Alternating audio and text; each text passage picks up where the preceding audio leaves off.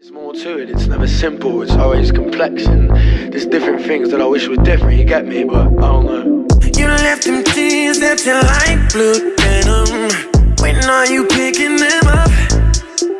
Hey, how the fuck you leave your blue mascara in my toothbrush cup? You ignore the sound of my... Yo, what's going on, world? This is your boy Najee from rapradar.com. And today I have a very special guest. Now, seated to my left, man, this brother is just full of talent, man. We got him acting and singing, and he's doing every gymnastics. You out Thank here. you, man. Good to meet you. Sorry for the left hand. Yeah, nah, it's all good. How's everything been, man? It's been good, man. Grinding it out. It's been a long time coming, man. It's been like 14 years in this business, and just trying to continue to grow creatively as a man, and always make sure I keep my peace and happiness amongst all the other things going on. Right. That's crazy to say, like, when you say 14 years, because you're still young, man, like, right? Like, when you say 14 years, it's just like, you a Simba on Broadway, right? Yeah, I was 8 years old. Yeah. I did that. Before that, I did an equity show in Indiana called Beef and Boys Christmas Show. And after that, I did Lion King for 3 years and was traveling all over, and then moved to LA 2008. Just been grinding. Just grinding. I feel like, all right, so, well, I got a chance to listen to this rough draft, man. Thank you for listening, because most people don't. I appreciate it. I ain't gonna lie. I was kind of surprised, man. Usually, like, when I get the whole, like, I'm an actor and I do music, it's a little questionable. Yeah. Like, I don't know, shit get kind of shaky. But you had some shit on here, Thank you, bro. You really exposing. So talk about just, I guess, the process of kind of creating this. Well, this album, I got signed to Atlantic Records when I was 15. And so I kind of was just going through the system, doing everything they told me to do. And as I was growing up as a man, I grew up as an artist and realized that I had to be in control of my vision, write my own records. So Rough Drafts, basically, the title itself represents the unfinished product and how important that part of it is. I feel like people in this generation, we try so hard to be perfect. We see people on social media, we see all these things, and we try to skip steps. But I found value and found so much, just knowledge in the process. And I've embraced it. I've, like I just said, 14 years. So I've been going at the bat for 14 years, you feel me? Right. And, at first it was discouraging, but then I started embracing it. Every time somebody told me I wasn't dope or that I wasn't good, it made me want to go harder. So the rough draft is important.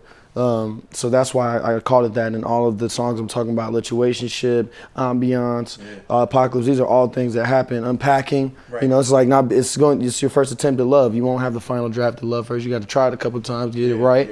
So that's kind of what the album represents. All right, so like I said, I want to get into the album a little bit. The first track, like, you got the intro, you're already setting the tone where it's kind of like. You want me to explain that? Yeah, because it's like. Because it's weird. Boxing you in. Yeah. Talking about, like, you can't do music. Yeah, stick to acting. Yeah, you heard that. Most people don't understand. How does that No, because when I was even making it, that's all I heard in my head. I feel like anything that you're supposed to do, the devil or anything bad spirit's gonna try and make sure that you don't do that. Right. So even myself at times, when I was just working on it, there was a little voice that was always like, you can't do it. But the reason why at the end this voice is silent is because I never stopped.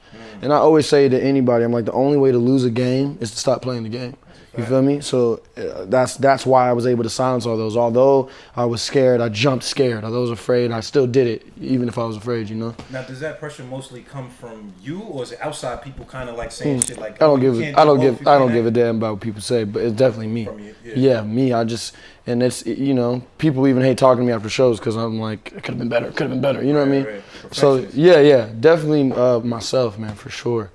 Because I want to be great, and it's not great to anyone else's standards but mine. Yeah. Feel me? I feel like nothing is ever good enough until I impress myself, because you can only impress yourself when you've done something new or gone above what you're used to doing. Yeah. So you need to always impress yourself, always surprise yourself, and push. Right. Now, do you feel that pressure of just like trying to do both, right? Like you singing and acting both on high levels. Like, do you ever feel the pressure like just, I gotta pick one, or is it just like? Well, the good part about both is that they each take time. The process of the entirety of it, right? So you write a record, or you write an album, and then it has to go through all this stuff. Then you put it out, and it has to sit out there for a little bit. So the good thing is, whenever I wasn't doing one, I could be doing the other. Yeah. So while I was shooting Grownish, I was recording the album. Yep. Then I got to go on tour after that, shooting the movie. So everything kind of has fallen into place.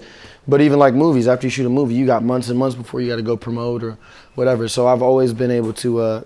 I've needed one or the other. I think they know record, man. You had this line like, I'm trying to get on, looks fun, but things get overwhelming sometimes. Just expound on that a little bit. So I feel like, especially being young and you know, performing and being on TV, everybody just thinks, oh, he's a millionaire, he's a billionaire, he's out there, life is easy, life.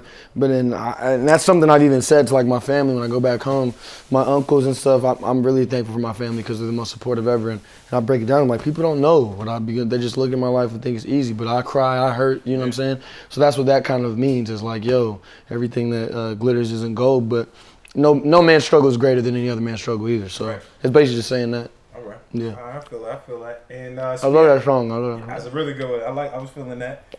So there was another record. I think it was actually the same record, but it was like, you know, why they keep saying you need a therapist? Like, oh yeah. Why I guess. Yo, like many of people, close people. How you feel about that? Just we in an era where, you know, kind of. It's funny to me. It's funny to me. It's just like, I mean, everybody has a thing, whatever works and works for them. But it was like a period where they kept saying it, and I'm like, what?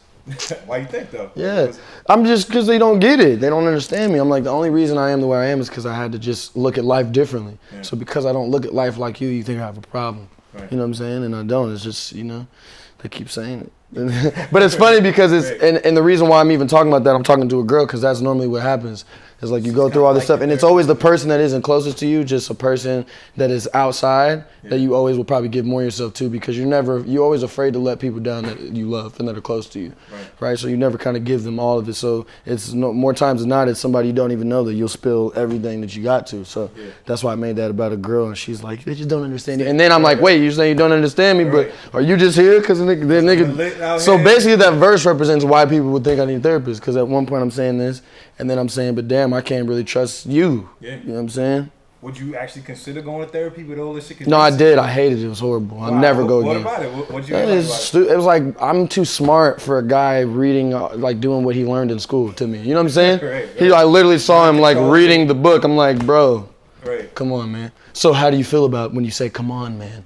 The come and the on, what do those words represent? It's a sentence, and I just said it. That's really, you know what I'm saying? Yeah, I'm like, nigga, what? Yeah, no, I tried it, though. I tried it, and it wasn't for me. All right, cool.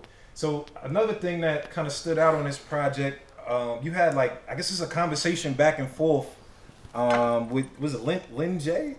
Iron J, yeah. It's my brother, my older brother. Okay. So I know, like, you guys kind of got this conversation, and he's just telling you how you. Nigga, that was real. That's what I'm saying. What was like? I was going through some stuff. I was feeling down. He could just read it on me, and he didn't know. We were just in the car. We were going to In-N-Out Burger, and he just started spilling like life, just feeding into me, and like really, you know, just inspiring me in a way, and just letting me know. Because I feel like all these people that do this or anything in life really that you really love and you go at it. It makes that much a difference, even if you know it in yourself, to hear somebody tell it to you. Yeah. To hear somebody say, excuse me. So, yeah, we were in the car, and then he was talking. I just put my phone on record and set it next to me, and he just started going in. And then he didn't even know I was recording. Then after I put it on there, he's like, what the hell? But did you know that was a moment then? That's why you recorded? No, yeah. As soon as he started talking, I was like, what the fuck? And I just put it on my lap and like turned it over, and then he just kept going. I was like, yeah. And he was like, bro, he was serious. He was like, bro, people don't get it. He's like, I seen you put in the work. I see all these things, and you just keep going up to the bat. And every time somebody tells you no, you go at it again, you go at it again. He said, I come in, all that stuff. Right. And that's why I named it that 27:17, this Bible verse, iron sharpens iron. And that's what we need first off as black men in general. I feel like we have a hard time just telling each other that, you know, good job, or saying I love you, or feeling like, we always feel like we got to be in battle. But the only way for us to accomplish it is to come together. That's a fact. Now, is he like your source of like inspiration, kind of like, you know, somebody you lean on? Absolutely. Especially when it comes to music. But life in general, that's my older brother, so that's everything. Every time I've tried to do anything, I've tried to outdo him. You know what I'm saying? Whether it be basketball, whether it be video games, I'm like, I can't let him, you know, that's always, and I feel like that's bled into my real life, you know, always being the younger brother, I have to prove myself, I have to, you know. Right. All right, so talk about I thought it was interesting, he was kind of talking about your process, right? Like, you know, it reminded me of Russ. Russ always like to say, I mixed, I mastered it, I recorded it, I do it. He's saying like, you doing everything, like, is that? Well, on that one, I didn't mix and master. He mixed most of it, and then we had a mastering guy who killed it. Jean-Marie is his name. Okay. But writing every song. I wrote every song, every guitar. I taught myself to play guitar last year in January. I have a coach, Brunis, and he gave me about 4 or 5 lessons, and I'll hit him up if I need any pointers. But in terms of those solos, I came up with the solos on my own, and vocal arrange everything. I'm gonna record myself at the house. I literally have a computer, 2 speakers, and a microphone. At the crib. You're not gonna make me spend $25,000 to be at a studio that have a vocal producer that don't sing. Like when I first, that goes back to the thing. When I first got signed to the label, I was paying $5,000 for a vocal producer every session. I'm like, first of all, you don't even know how to sing. And you're trying to tell me to hit a note and you don't. Like, so it's like what? Right. So yeah, but that's all a part of the process, man. I'm thankful for it. Yeah. Because I've just learned. I've been able to learn so much. Right. I just think your process is interesting. I even listened to the project before this. Oh, In My Feelings. In My Feelings. Yeah, we listened to In My Feelings, and wow. Even then you were talking about like you've been signed for 3 years and nothing came out, and you know what I mean. You were kind of lies, bro. Like, it's just lies, Just like within the label, like the system of the label. Yeah, I mean, even when they signed me, they were like, "Your album's gonna come out this year." Yeah. It's been 3 years, and I had to write my own album to get an album. In My Feelings, I had to do that. Right. I had to push that through, but yeah, like I said, no bad blood. Everything's cool, but I just had to grow up. Yeah. Grow up and realize that my way was the best way. And even with these videos, all these music videos, I've been directing every video off of Rough Drafts Part 1. I directed the video. Well, we saw this latest video you did. You got Adam and Eve. Yeah. I had to do it, bro. I had to do it, bro. I had to commit to the character, bro. Adam was naked, dude. He was like. But that was just a creative concept, though. Like, is that you kind of conceptually coming up with that? And I know you like directed it. And yeah, me and my brother, we're sitting there because I had already shot the video and it was similar to that. It was like a D'Angelo type vibe. Yeah. And I was like, we can do something better. Like, and me and I were like thinking it's the greatest love story, Adam and Eve. That's the greatest love story ever told. So pulled it from his rib. And so me and him came up with the shot of when we did that on our iPhones. First, we did it first to show the DP because people were like, there's no way you can pull this video off. You need millions of dollars. You need special effects. I'm like, no, we're at home. We already figured out the angles, the shots. We know how we want to do it. Just do it like this. So we ended up doing it and they were like, oh my God, it turned out crazy. I'm hyped the way that thing turned out. Yeah, I seen it. But it feels like you kind of, you want to be in control, it seems like you're kind of taking control of your own shit. I have to, bro. I How have to. Is that for you, like kind of just being able to dictate what's going on? It's the most important. Just having the label it's the only way. It's the only way to be different. It's the only way to be different because when you think about it, labels are anybody, and they get a new artist, they put him in a leather jacket, they put him in boots, give him an R&B song, and say, hey, this is the new guy. Yeah, it's like what? Yeah, no. So for me, I'm like the only way to give people something new is to give them what I have because nobody's heard what I have or seen my vision in my head. So in order for me to keep a consistent new vision, it has to be authentic to me. Right. And that's the most truth I can say for real when it comes to any artist, man. Yeah. And I don't mind collabing, right? But if it's not better than my shit, I'm not gonna do it.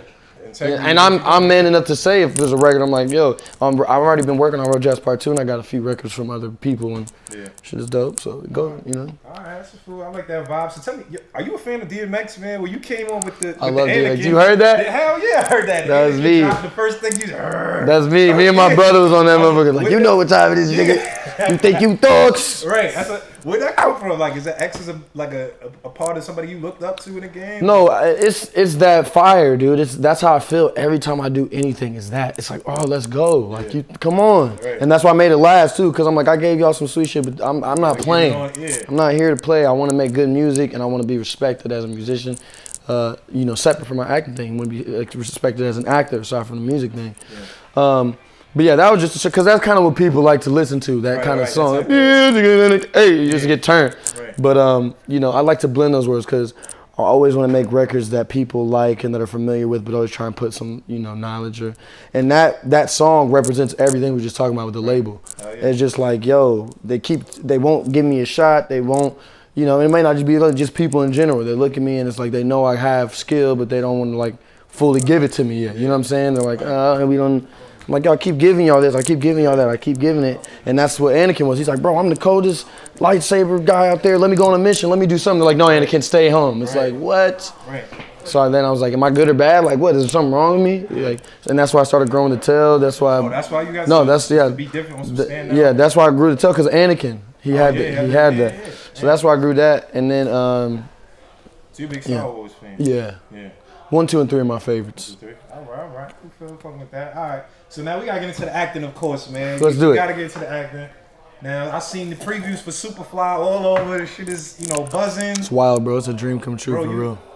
this is a big movie. You're starring in a big film. How does that? How does it feel? First of all, that like we're right around the corner and this is about to drop. It's crazy. I saw it for the first time 3 days ago, and it was just I couldn't even watch it. It was just like, what is happening? You know, I've done movies before, but I am on that screen. I was being the nigga that I used to look at when I was a kid and be like, I want to be like Blade.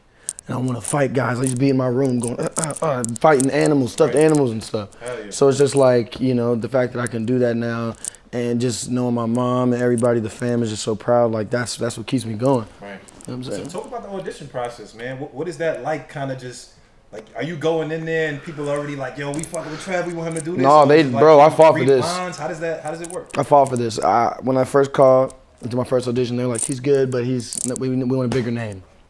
Want a bigger name. It's not a big enough name. Did it again. He's too young. I was like, call him again. Have my agents pestering them. Yeah. I was like, yo, hit him. So then Joe Silver calls me to his house, and I bring my script. I'm thinking about to read again. He walks in on his iPad, doesn't even look up. He's like, you want to do this movie with us? I was like, yeah.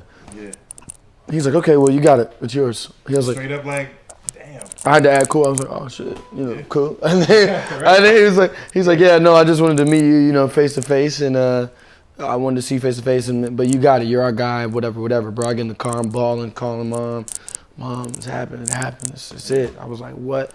And then going down the shoot, it's all crazy, man. But like Joel Silver, the guy who did Matrix, the guy who did Lethal Weapon, the guy who did Book of Eli, the guy who, it's like, what? Yeah. V for Vendetta. So, well, what do you think it was that this go round that he was like he greenlit it this time, right? It wasn't like all the bullshit like, no, too young. What do you think it was that time that changed it? Yeah. I don't know. I honestly don't know. Maybe they couldn't find someone else. But it don't even matter, right? It is what it is, man. Right. But I'm super thankful, man. Like I said, it's a dream come true, and that just goes on to show what I was saying before. You just can't stop playing the game, man. Yeah. You got to keep doing it and trusting in God and His plan, because things are easier that way. So now I know I read before that you said like your dad made you watch the original Superfly. Like, how did you kind of like what was the process in terms of just kind of getting into the role of character? Is it like you're watching the original Superfly, kind of trying to get things going? Like, so like I said, I'd seen it when I was younger. Then when I found out I was auditioning, I watched it again, and I just watched half of it. But I didn't want to study the old one too much because I wanted to. How do you keep doing that, bro? What you mean? He keeps getting more smoke than me. Hold on. Let me see. Are you still lit? You probably gonna light up again. We about to. Oh, there you go. Yeah, there you go. You know what I'm saying? Looking smooth. No, so I think for me, when I was doing it, I did this accent, by the way. I don't even know what it was. I just, in my head, I pictured this guy and he had this accent. I don't know what it is. Yeah. It's not an Atlanta accent because I didn't want to be from Atlanta. I don't know. He's from somewhere in the South, though. Mm-hmm. And yeah, I just wanted to find somebody that I was afraid of, but also wanted to be friends with. And that was kind of like the balance. What I was trying to do every time on set was like, he's cool, he's a little, he's got his nice clothes on, but he's still whoop ass. Yeah. So I was just trying to find that kind of line when I was playing it. But dude, it's easy when you're working with legends like Jason Mitchell, Michael K. Williams, Esai Morales. Yeah. These are all legends in the game, and they gave me a bunch of pointers, and it just helps when you're able to work with people that are actually good people too. But for the character, man, I don't know. I mean, anytime I go into a role, I try not to over-prepare. Okay. Because I feel like I'll get in my own head. So I kind of just, even the script, I'll read the script one time and don't look at it again until that day. Yeah. And just look at that. So the main things that I focus on are, I don't know, it might be body posture, it might be whatever. But still, even when you rehearse that in a room, your body posture is going to change, regardless depending on who's in the room. Yeah. So I try not to rehearse too much. So like in being priest, like in being the character priest, right? Like, because I even hear like when I watch like the old Batman, they saying Heath Ledger preparing for the Joker, he was like doing all type of crazy shit for months and reading books. I love him. He had to be the Joker, right? Like, do you feel like you were on that to be priest, right? No, it's weird. It's weird. Sold a couple bags. No, dude, it's weird for me. I'm telling you, and most people think of it me not taking the job seriously, but I don't like to do too much of that. Yeah. And that's just my way. Sure, yeah. But some people, Anthony Hopkins reads the script about 90 times. He knows it backwards and forwards. Yeah. But for me, I found that I just give my best performance when I'm thrown into the fire. And that's how I've always felt. Like, it's like even when I hoop, I mean, you know, I'm not the best hooper in the world, but when I hoop, I play better when we're losing. Yeah. And I'm like, all right, now I got to, gotta you know what I'm serious, saying? step it up, yeah. So that's how I feel. I like being thrown into a fire. I like being uncomfortable. I feel like I get my best work out there. But who knows? There might be a role that comes, of course, if I really got to do some, you know, crazy research, I'll do that. But for me, when I do that and put too much stuff in my head, I can't accept new natural things that might come in the scene. Like, if I rehearse so hard on the way I want it done and the guy says something, you know, I might end up reacting different. I feel that. All right, so talk about you doing your own stunts now too, man. You out here whooping ass for real. Dude, like, I've been I've been training capoeira, to African Brazilian martial art. African slaves that were brought to Brazil weren't allowed to train martial arts. So whenever the slave masters would come around, they would act like they were just disguising it. So I've been training that for years and years. And so being able to do this film, I got to train jiu-jitsu and different things. And so that was fun. The stunt guys were really surprised because they had no idea I knew some stuff. And the best part about doing your own stunts is that people can see you do it. You know, a lot of movies, and especially since I've been working in the industry, every time I watch a movie now, I know when it's a stunt guy and I know when it's the real guy. Yeah, I'll be like, look at his face, body, his head shape is completely, it's a completely different guy. So the cool thing about it is like you can actually see me doing it. And you know, Jackie Chan, you know, Jet Li, Tom Cruise, these are all people, Wesley Snipes even. You know, so I just kind of wanted to do that, and it's not as bad as you think. I mean, it hurts sometimes, but it's safe. You know. The kid be jumping. They kept trying it. Yeah, I'm not doing that. Right. I didn't do the car stuff either. I'm not getting in a car crash. But no, the craziest thing was that you know, damn, I forgot what I was gonna say. Spaced out. That's the good cigars. That's the Cubans right there. He said it ain't bad. All right, let's talk about Grownish, man. You got this thing. Grownish is kind of like sort of taking on a life in black culture. Yeah, you know what I mean. I love it. Representing issues and just talk about like you working with Tracy Ellis and everybody like. Yeah, well, I didn't get to work with her as much, but I got to be in a few scenes with her. But on Grownish, you know, you got Yara, Jordan, Luca, Emily, Francia, Chloe and Hallie. And the good thing is that we're all so young and we all have so much to accomplish in life. And I think the great thing about my career thus far is that every job I've gone into has always had some type of deeper meaning like that. You know, even like my very first movie was Let It Shine, Disney movie, but it's about God, you know, it's about God. It's about always something that's necessary and timely. American Crime was timely. It was about, you know, the rape of a young man. It was just, and this, you know, and it's like when I go into these things, I don't know that, but I end up falling into it and I always learn. So I'm thankful that every project I've been a part of, I've been able to, you know, grow in some way. But yeah, no, I met Kenya when I did Burning Sands, and I went up in to Sundance, and I was at a party up there and I had seen him. He's like, yo, I really want to work with you. And I'm like, I've heard that a billion times, right? Yeah. And then he really was for real. Like that, yeah. So I went to audition and he gave me the role, thank God. And I get to have fun every day working with awesome people. That's great, man. Yeah. That's dope. All right, so I told you we listened to the In My Feelings tape too. And I know there was a line where you were like, you know, I was acting, but that's not my passion. Do you still feel like that? Like it's not as much. Okay. That was when I was really upset. Yeah. I'm telling you, a lot of my music is mad, bro. I'm like, nigga, right?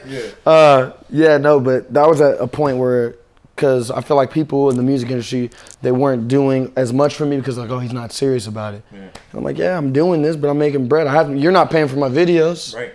Facts. I've got to make bread for my videos because you're not gonna do it. You know what I'm saying? More just being upset kind of at the position. Yeah, at that position, yeah. No, but now especially, dude, I love it. I mean, you know, even the directing side, like I'm really passionate about that. That's why all my videos, I'm like, I have to do it.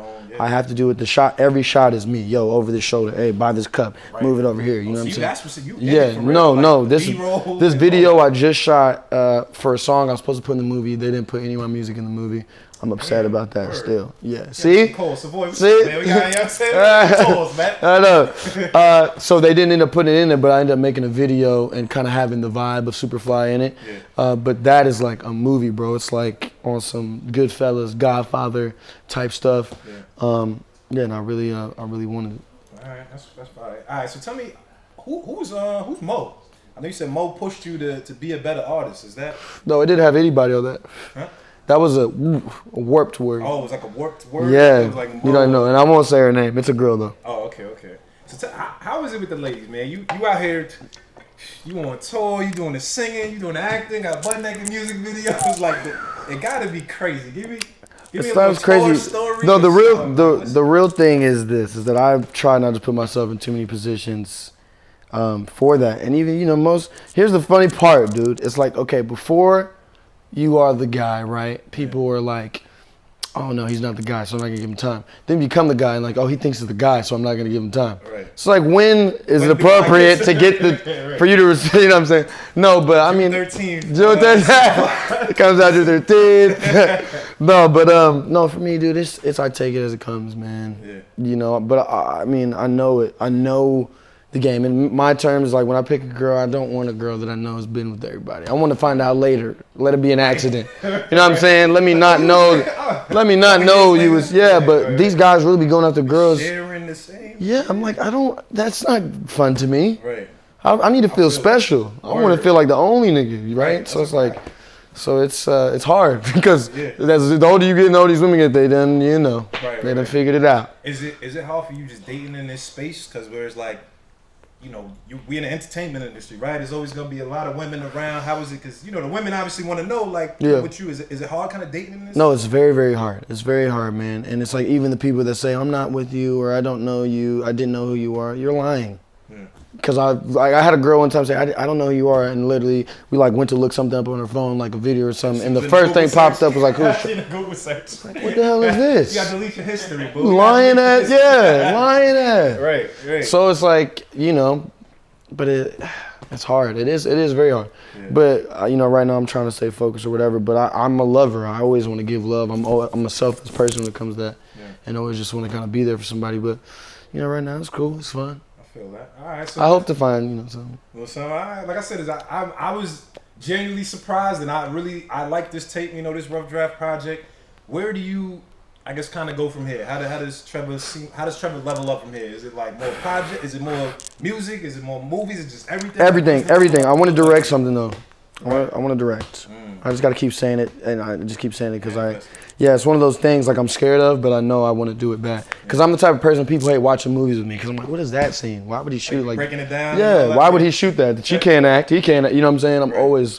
So I feel like when you know what you hate and what you don't like, you can never make something that you're not proud of. You know what I'm saying? Because you'll never make some shit you think is stupid. I'm never that person that loves myself so much that even if I suck, I'm like, oh, that was good. Yeah. Like I said, when I do shows and I did bad, people do not want to be around me. Like, don't talk to me.